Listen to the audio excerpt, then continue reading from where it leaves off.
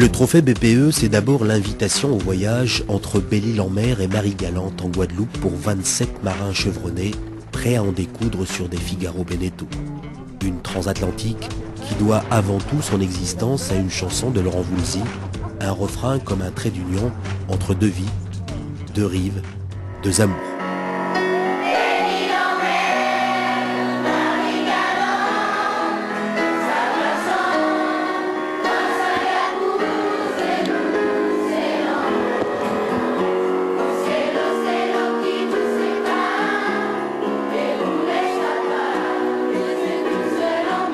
Tout ça est émouvant. Alors là, voilà, le symbole, c'est le bateau de Marie-Galante à Belle-Île, quoi. Voilà. Donc, je suis obligé de me dire que s'il n'y avait pas eu cette chanson, il n'y aurait pas eu cette course et que Victor serait pas là avec son bateau devant Belle-Île, quoi, en arrivant de son île à lui, au sud de la Guadeloupe. Quoi.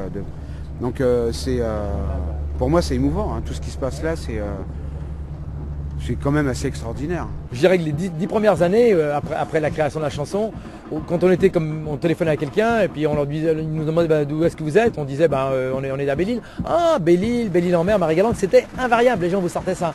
Et c'est vrai que ça a été, on n'avait pas besoin d'expliquer, on sait tout de suite les gens se situaient. Et pour nous ça a été, écoutez, c'est une publicité extraordinaire. Belle-Île est connue maintenant, j'espère, dans le monde entier, avec la chanson de Laurent Voulzy et on lui doit beaucoup et c'est pour ça qu'on tenait à le remercier en l'invitant à cette soirée. J'espère que Belle-Île-en-Mer Marie-Galante deviendra une course aussi mythique que la route du Rhum, qu'on va la pérenniser. C'est la première édition pour ce qui concerne Marie-Galante, pour ce qui concerne Belle-Île-en-Mer. J'aimerais pouvoir la répéter. Et donc dans 2 ans, donc en 2009, que nous ayons une édition qui augmente en grandeur, en beauté, en animation, en sportivité et donc en accueil, ici comme chez moi à Marie-Galante. Cette 4e édition s'annonce âpre, engagée et serrée pour les solitaires, 3436 milles nautiques de solitude et d'isolement, un combat à armes égales qui n'autorise que très peu d'erreurs. Je pense que le bateau qui va enrouler la pointe de Marie-Galante, ça sera le premier à l'arrivée. Ou alors ça serait vraiment 2 bateaux qui arriveraient à égalité, ça se jouerait à pas grand-chose. Je suis conscient que je me lance dans la fosse au lion. Et donc je suis face à des professionnels et les meilleurs Français, les meilleurs coureurs au large. Ceci étant dit, mon ambition c'est une ambition personnelle et partagée par Marie-Galante. C'est-à-dire qu'on doit faire du mieux qu'on peut avec les moyens qu'on a à notre disposition. C'est-à-dire ne pas mollir, aller aussi vite que nous pouvons et ensuite à l'arrivée, Dieu reconnaîtra les siens. Les Figaro sont quand même de très bons bateaux. Le bonhomme casse souvent avant le matos.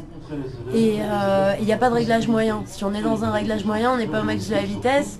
Et comme ça se joue à très peu de choses, on peut vite se faire griller la politesse. Donc je pense qu'il faut être un réglage optimum tout le temps. Et donc ça demande un rythme, une énergie qu'il faut sans arrêt remettre en question. Nous sommes très très heureux de voir 27 concurrents cette année. C'est un chiffre important. Et notamment dans ces 27, un plateau de toute première qualité avec, je dirais, presque tous peuvent monter sur la première place du podium. Donc a priori, une belle bagarre, faite de tactique, faite d'envie, faite d'engagement personnel. Et ça nous plaît beaucoup parce que ça nous rappelle un petit peu notre métier de banquier personnel pour une clientèle aisée au quotidien, voilà, où il faut aussi se mouiller tous les jours. Ce trophée BPE, seul transat en solitaire à armes égales, consacrera un marin complet qui aura su tirer la quintessence de son Figaro et gérer parfaitement sa trajectoire pendant ces 3 semaines de chevauchée océanique.